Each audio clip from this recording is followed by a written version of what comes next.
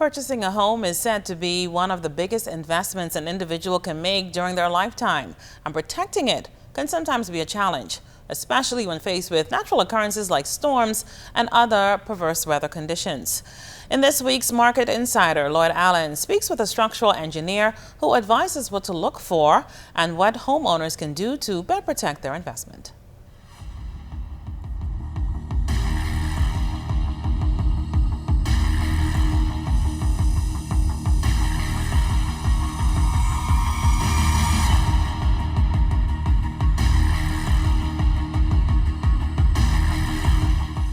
Structural engineer Nick Dean says for many homeowners in our region, flooding may be an unavoidable occurrence.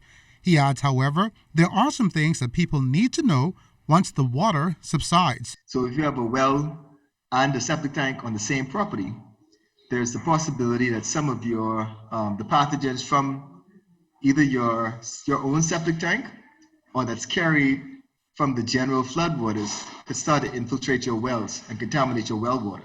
In more severe flooding cases where water actually enters your structure, he says there are some steps you can take to minimize the reoccurrence. Typically, a minimum of 18 inches above the height of the road in front of your home. That's a requirement in the building code. However, Member of Parliament for Pinewood, Ruben Raming, says while global warming threatens the nation, areas like Pinewood remain vulnerable. The slight movement in ocean sea rise could literally obliterate probably up to 25 to 40% of our land mass. We have some homes in Pinewood that no matter what you do, they're on level that place them literally about 6 inches above the water table. So some of them, no matter how they seal their houses from water coming in, the water comes up through the floor.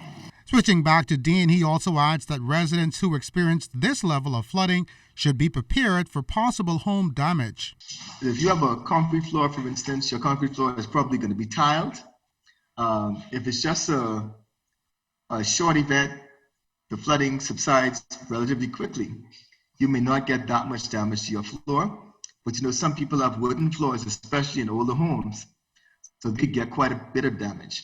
This structural expert says the higher the water, the more concerned you should be. Some people have wood walls as well, and some of those wood walls have interior finishes like sheetrock, which is not meant to be wetted for any extended periods of time. So that begins to swell as well. Dean also warned that in the event of any level of flooding exposure to your home, one should seek assistance from an electrical or structural engineer, as all damage is not equal, and sometimes the worst is hidden in places you can easily overlook. For this week's Market Insider, Lloyd Allen, ZNS Network News.